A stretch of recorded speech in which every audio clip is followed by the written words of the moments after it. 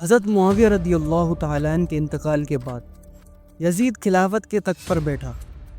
یزید کو جب خلافت ملی تو یزید سمجھ گیا کہ میری اس خلافت کو حضرت امام حسین کبھی بھی قبول نہیں کریں گے۔ اس لیے یزید نے مدینہ کے گورنر ولید بن عتبہ کو خط لکھا کہ حسین ابن علی، عبداللہ ابن عمر اور عبداللہ ابن زبیر کو میری بیعت کے لیے راضی کرے، اور اگر وہ بیعت سے انکار کریں تو ان پر ظلم اور ستم کریں۔ امام حسین نے یزید کی بیعت سے انکار کر دیا، کیونکہ یزید امام حسین کے نزدیک مسلمانوں کی امامت اور خلافت کے لائق نہیں تھا، کیونکہ امام حسین جانتے تھے کہ یزید فاسق اور فاجر تھا۔ امام حسین مدینہ کو چھوڑ کر مکہ کی طرف تشریف لے آئے۔ مکہ پہنچتے ہی کوفہ کے لوگوں نے امام حسین کو خط لکھنا شروع کیے، اور ہر خط میں امام حسین کو کوفہ آنے کی دعوت دی تھی، اور ساتھ میں یزید کے ظلم اور آپ کے ہاتھ پر بیعت کرنے کی بات تھی۔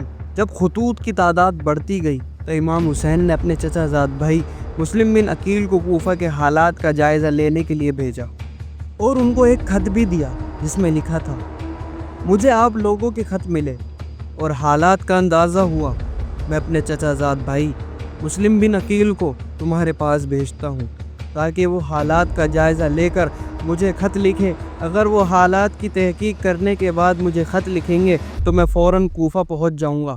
مسلم بن عقیل رضی اللہ تعالیٰ عنہ جب کوفہ پہنچے تو مختار کے گھر پر ٹھہرے۔ کوفہ کے لوگ ان کے پاس آنے لگے۔ جب بھی کوئی نیا آدمی مسلم بن عقیل کے پاس آتا تو آپ اس کو امام حسین کا خط پڑھ کر سناتے۔ تھوڑے سے دنوں میں مسلم بن عقیل نے امام حسین کے لیے کوفہ کے اندر 18,000 لوگوں کی بیعت لے لی، اور یہ سلسلہ بڑھتا رہا۔ مسلم بن عقیل رضی اللہ تعالیٰ عنہ نے جب یہ حالات دیکھے کہ کوفہ کے لوگ امام حسین کی بیعت کے لیے بے چین ہیں، تو اس وقت مسلم بن عقیل نے امام حسین کو کوفہ آنے کی دعوت دی۔ لیکن خط لکھنے کے بعد کوفہ کے حالات بدلنا شروع ہو گئے۔ اس وقت کے کوفہ کے حاکم نعمان بن بشیر کو جب اس بات کا پتہ چلا کہ مسلم بن عقیل حضرت امام حسین کے لیے بیعت لے رہے ہیں، آپ نے لوگوں کو جمع کیا اور خطبہ دیا جس میں کہا کہ ہم کسی سے لڑنے کے لیے تیار نہیں، اور نہ ہی شک اور تہمت پر کسی کو پکڑتے ہیں، لیکن اگر تم نے سرکشی اختیار کی اور اپنے امام یزید کی بیعت توڑی تو قسم ہے اس ذات کی جس کے سوا کوئی معبود نہیں، میں تلوار سے تم کو سیدھا کر دوں گا جب تک تلوار کا دستہ میرے ہاتھ میں قائم رہے گا۔ یہ خطبہ سن کر بنو امیہ کا حلیف عبداللہ بن مسلم بولا: جو حالات آپ کے سامنے ہیں وہ بغیر تشدد کے صحیح نہیں ہو سکتے۔ نعمان بن بشیر نے اس کی رائے نہیں مانی۔ عبداللہ بن مسلم نے یزید کو خط لکھا: اگر تمہیں کوفہ کی کچھ ضرورت ہے اور اس کو اپنے قبضے میں رکھنا چاہتے ہو تو یہاں کے لیے کسی قومی آدمی کو فوراً بھیجیے جو آپ کے احکام کو قوت سے نافذ کر سکے۔ موجودہ حاکم نعمان بن بشیر یا تو قصداً کمزوری کا معاملہ کر رہے ہیں یا وہ حقیقت میں کمزور ہیں۔ اس خط کو پڑھ کر یزید نے نعمان بن بشیر کی جگہ عبید اللہ ابن زیاد کو حاکم بنا دیا۔ عبید اللہ ابن زیاد نے ظلم و ستم کے پہاڑ توڑ دیے، اور جو مسلم بن عقیل کے ساتھ تھے انہوں نے بھی مسلم بن عقیل کو تنہا چھوڑ دیا، اور مسلم بن عقیل کو شہید کر دیا گیا۔ لیکن امام حسین کے پاس مسلم بن عقیل کا وہ خط پہنچ چکا تھا جس میں کوفہ آنے کی دعوت دی تھی۔ یہ خط پڑھ کر امام حسین نے تیاری شروع کر دی۔ امام حسین اپنے گھر والوں کے ساتھ کوفہ روانہ ہوئے۔ راستے میں آپ کو مسلم بن عقیل کی شہادت کی خبر ملی۔ جب امام حسین کوفہ شہر کے بالکل قریب پہنچ گئے تو آپ کو یزیدی فوج نے روکنے کی کوشش کری۔ امام حسین نے فرمایا کہ میں تم لوگوں کے بلانے پر ہی کوفہ شہر آیا ہوں، اگر تم چاہتے ہو کہ میں کوفہ میں نہ آؤں تو مجھے واپس جانے دو، میں جانے کے لیے تیار ہوں۔ یزیدی فوج نے امام حسین کو کوفہ شہر داخل نہیں ہونے دیا۔ امام حسین نے اپنے پورے قافلے کے ساتھ اپنا راستہ بدل لیا۔ چلتے چلتے جب آپ ایک چٹیل میدان پر پہنچ گئے تو آپ نے ایک شخص سے سوال کیا کہ یہ کون سی جگہ ہے؟ اس شخص نے کہا کہ اس جگہ کو کربلا کہا جاتا ہے۔ آپ نے فوراً اپنے پورے لشکر کو حکم دیا کہ یہیں پر ہی خیمے لگا دیے جائیں۔ جب یزیدی فوج کو اس بات کا علم ہوا کہ امام حسین نے اپنا خیمہ کربلا کے میدان میں لگایا ہوا ہے تو یزیدی فوج نے بھی فوراً کربلا کے میدان پہنچنا شروع کر دیا۔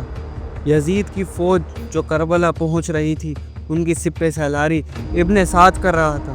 امام حسین نے ابن سعد سے کہا یا تو تم مجھے یزید کے پاس لے چلو یا پھر مجھے مکہ واپس جانے دو، لیکن ابن سعد نے دونوں باتوں کا انکار کر دیا اور وہ آپ کو بیعت کے لیے مجبور کرتا رہا، لیکن آپ نے اس کی ایک بھی بات نہیں مانی۔ 3 محرم کو یزید نے امام حسین کے سامنے 22,000 سپاہیوں کا لشکر بھیجا۔ دوسری طرف امام حسین کے ساتھ 82 لوگ تھے، جن میں عورتیں اور بچے بھی شامل تھے۔ امام حسین کے سامنے یزیدی فوج کے حوصلے پست ہو گئے۔ آخر کار انہوں نے یہ فیصلہ کیا کہ اگر امام حسین کو ہرانا ہے تو ان کا پانی بند کرنا پڑے گا، تبھی ان کا مقابلہ کیا جا سکتا ہے۔ 7 محرم کے دن یزیدی فوج نے امام حسین کے قافلے والوں پر پانی بند کر دیا۔ امام حسین اور ان کے ساتھ موجود تمام جوان لوگ تو اس پیاس کو برداشت کرتے رہے، لیکن چھوٹے چھوٹے بچے اور عورتوں کا پیاس کی وجہ سے برا حال ہو چکا تھا۔ فوج یزید جو چاروں طرف سے امام حسین کے گھر والوں اور تمام ساتھیوں کو گھیرے ہوئے تھی، انہوں نے یہ طے کیا کہ اب 9 محرم کے دن امام حسین کو قتل کر دیا جائے۔ حضرت امام حسین نے حضرت عباس سے کہا، عباس جاؤ یزید کی فوج کے پاس اور ان سے کہو کہ ہمیں ایک رات اللہ کی عبادت کرنے کے لیے دی جائے۔ جب حضرت عباس نے یزیدی فوج سے ایک رات کی مہلت کے لیے کہا تو انہوں نے آپ کی بات مان لی۔ جب تک 9 محرم کی تاریخ آئی تب تک امام حسین کو یہ یقین ہو چکا تھا کہ یزید کی فوج کا مقصد صرف اور صرف مجھے شہید کرنا ہے، اس کے علاوہ یزید کچھ بھی کرنے کے لیے تیار نہیں ہے۔ اس لیے امام حسین نے 9 محرم کی رات میں اپنے تمام خیمے والوں کو ایک جگہ پر اکٹھا کیا اور آپ نے فرمایا کہ یہ بات تو طے ہے کہ یہاں موجود لوگ 1-2 دن میں شہید کر دیے جائیں گے، اس لیے یہاں موجود آپ میں سے جو بھی ابھی واپس لوٹنا چاہتا ہے وہ لوٹ سکتا ہے۔ حضرت امام حسین نے فوراً خیمے میں جل رہے تمام دیوں کو بجھوا دیا اور اندھیرا کروا دیا تاکہ جو بھی جانا چاہے وہ بے جھجک چلا جائے۔ تھوڑی دیر بعد جب دیوں کو دوبارہ جلوایا گیا تو سارے کے سارے لوگ بیٹھے آنسو بہا رہے تھے، یعنی کوئی بھی حضرت امام حسین کو چھوڑ کر جانے کے لیے تیار نہیں تھا۔ آخر کار 10 محرم کا دن آیا اور حضرت امام حسین اور یزید کی فوج کے بیچ میں جنگ ہونا شروع ہو گئی۔ جہاں ایک طرف یزید کی ایک بڑی فوج تھی تو وہیں دوسری طرف امام حسین کے ساتھ 72 لوگ تھے۔ اتنے میں فوج یزید کا حملہ شروع ہو جاتا ہے اور ہر شہید شہادت کا جام پیتا گیا۔ کبھی قاسم شہید ہوتے ہیں تو کبھی علی اکبر شہید ہوتے ہیں۔ 3 دن کے پیاسے امام حسین کے گھر والے اور تمام افراد یزیدی فوج سے جنگ کرتے رہے اور ایک ایک کر کے شہید ہوتے تھے۔ حضرت عباس سے حضرت امام حسین کے 6 مہینے کے بیٹے علی اصغر کی پیاس نہیں دیکھی گئی۔ آپ نے ایک مشکیزہ لیا اور گھوڑے پر سوار ہو کر نہر فرات کے کنارے پر پہنچ گئے اور آپ نے ایک مشکیزہ بھر لیا، لیکن جب آپ پانی لے کر واپس لوٹنے لگے تو یزیدی فوج نے آپ کے اوپر لگاتار تیر برسانا شروع کر دیے۔ حضرت عباس جب تک حضرت امام حسین کے خیمے تک پہنچ پاتے تب تک یزیدی فوج نے تیر چلا کر حضرت عباس کو شہید کر دیا تھا۔ اس طرح حضرت عباس شہید ہو گئے۔ جب سب شہید ہو گئے تو امام حسین خود میدان میں تلوار لے کر نکل پڑے اور امام حسین کافی دیر تک یزیدی فوج کا سامنا کرتے رہے۔ حضرت امام حسین کے تنہا ہونے کے باوجود بھی آپ کے مقابلے میں کوئی نہیں آنا چاہتا تھا، اور اس کی صرف ایک ہی وجہ تھی، اور وہ وجہ یہ تھی کہ آپ حضرت علی کے بیٹے تھے۔ اس وقت یزیدی فوج کے کمانڈر ابن سعد کو یہ یقین ہو چکا تھا کہ ہم کسی بھی طرح سے حضرت امام حسین کا مقابلہ نہیں کر سکتے۔ اس نے اپنے تمام فوجیوں کو امام حسین کے اوپر ایک ساتھ حملہ کرنے کا حکم دیا۔ تمام لوگ حضرت امام حسین پر ایک ساتھ مل کر حملہ کر رہے تھے، لیکن اس کے باوجود بھی امام حسین لگاتار یہ ثابت کر رہے تھے کہ باطل چاہے کتنی بھی تعداد میں ہو لیکن وہ حق اور سچ کے مقابلے میں بالکل بھی ٹک نہیں سکتا۔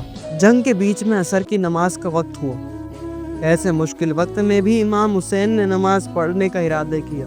آپ نے جیسے ہی نماز پڑھنا شروع کی، یزیدی فوج کو وہ موقع مل گیا جس کا وہ لوگ انتظار کر رہے تھے، یعنی جیسے ہی امام حسین سجدے میں گئے، شمر نے آپ کی گردن پر تلوار چلا کر آپ کے سر کو جسم سے جدا کر دیا۔ امام حسین کی شہادت کے بعد یزیدیوں نے آپ کے سر مبارک کو نیزے پر رکھ کر پورے کوفہ میں گھمایا تھا۔ آپ کا سر مبارک کو گلی گلی میں گھما کر جلوس نکالا گیا تھا۔ کربلا کی اس جنگ میں امام حسین کے گھر والوں میں صرف آپ کی ایک اولاد بچ سکی تھی، جن کا نام حضرت زین العابدین تھا۔ اور امام حسین کے گھر کی تمام عورتوں کو قیدی بنا کر کوفہ لایا گیا تھا۔